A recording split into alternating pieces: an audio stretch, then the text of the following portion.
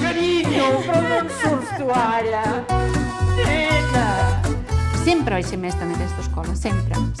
Els nens havien de sortir de les nostres mans sapiguent llegir, sapiguent escriure, entenent el que llegien, sapiguent comptar.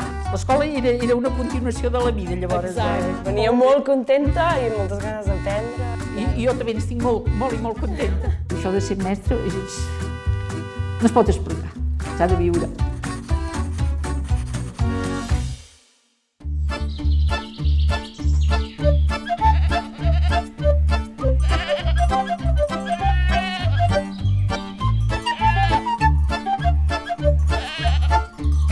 Soc l'Ima Puigcorbé i avui estic molt contenta perquè retrobaré a la mestra de la meva vida.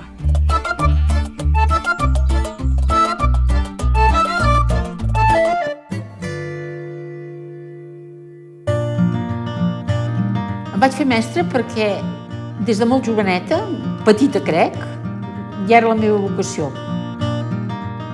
La meva àvia era una senyora que sabia de plantes i de medicines i de contes i de coses, una persona extraordinària, però no sabia llegir ni escriure. Vaig pensar, doncs això, a gota que puguis, tu has de mirar de solucionar-ho. Quan vaig començar a fer de mestra estava molt neòfita, però amb una il·lusió extraordinària.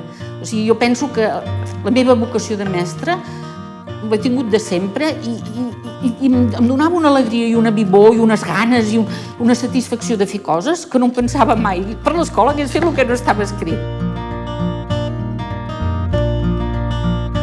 Jo ara, en aquests moments, només faig classes amb els meus nens i estones encara i m'ho passo molt bé, la veritat és que sí.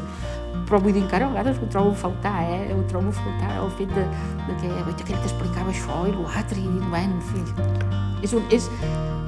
Jo la vaig encertar, és de les coses de la meva vida que vaig encertar. I això de ser mestre no es pot explicar, s'ha de viure.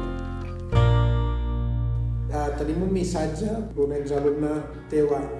Quan em van demanar qui era el meu referent com a professor o professora, ho vaig tenir molt clar, Glòria. Me'n recordo molt de tu, una persona que entrava a la classe com molt seriosa, però que alhora era molt humana. Era jugadora de ciència, que encara és jugadora de ciències. També em va inspirar a triar aquest camí que he fet, que és a ser veterinària. De tu me'n recordo una frase que sempre m'ha quedat a la memòria, que al principi no l'entenia gens, però ara ja entenc, i és aquella: no confonguis el piscino amb la velocitat. La veritat és que de vegades me vaig servir penso molt en tu. Penso que per mi va ser un referent, no només com a professora, sinó com a dona, forta, valenta, de ciències i amb caràcter, però a la vegada molt humana, molt propera, i quan me'n recordo algunes vegades que havien tingut alguns problemes i sempre hi eres allà per ajudar-los. Per tant, també et puc dir que gràcies. Que maca, que maca. Diu més coses de les que toquen. Carinyo, però d'on surts tu ara? Nena! És una il·lusió veure't. Jo també, No m'ho pensava que diguessis tantes coses. Sí, home, que clar que sí, clar. De fet, passa que era molt petita, Era molt petita. A vegades te n'adones de coses més endavant. Jo me'n recordo molt de tu i de la teva germana, moltíssim, moltíssim. Els nens s'han d'anar fent de mica en mica, i veuràs com se'n surt. I així es va.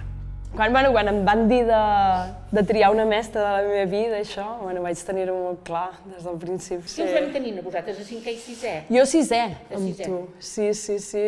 Jo tenia de professor en Josep, Beneset, i tu ens venies a fer matemàtiques. Que moltes vegades matemàtiques o ciències ha estat molt professors homes, sobretot a l'ESO i això. I tu, va ser la primera així de ciències. Era una cosa rara ja des del principi. I a més, això de les matemàtiques m'agradava. Les persones, quan ens fem grans, encara a la meva edat, jo encara aprenc coses. I n'estic molt contenta. I hauríeu d'aprendre una cosa que jo, com que vaig estudiar en castellà, m'ho deien en castellà. I que jo vaig pensar, és important això. A la cama no te iràs sin saber una cosa más. Per tant, tu, quan surts d'escola o has fet no sé què, has d'haver pres una cosa, però n'has de ser conscient.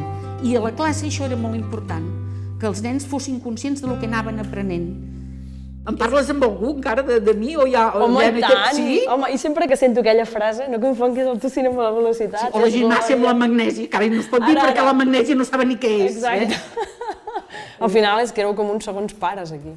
Sí, jo també ho dic. Sí, perquè hi havia educació del que fos, de les matèries, però també hi havia educació de com ens havíem de comportar, que si havíem d'aprendre allò, doncs ho havíem d'aprendre i ho explicaves i tot, però quan sortíem de classe jo me'n recordo de tu, de riure amb en Josep, de riure tots, de molt humà, tot plegat. Jo se'ls havia dit moltes vegades a ells, els deia, guaiteu, em veieu així sèria?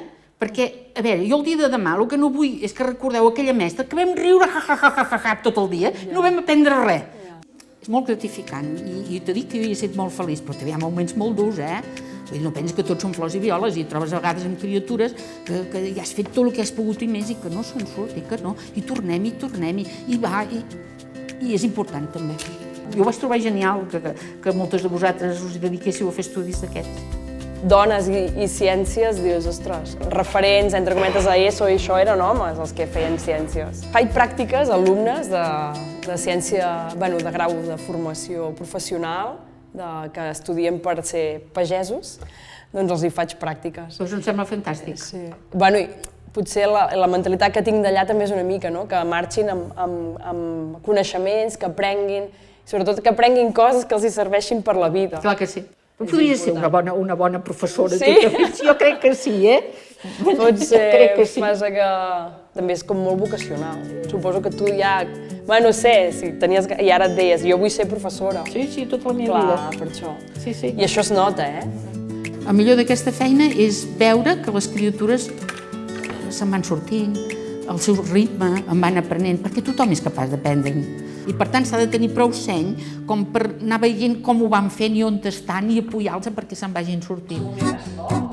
I moltíssimes gràcies per tot el que m'has dit. I no he plorat una mica només, però aquí podia haver fet jo un drama que sortir d'aquí que es pensessin que m'havíem abofetejat, Home, no. Que és maco recordar una infància així.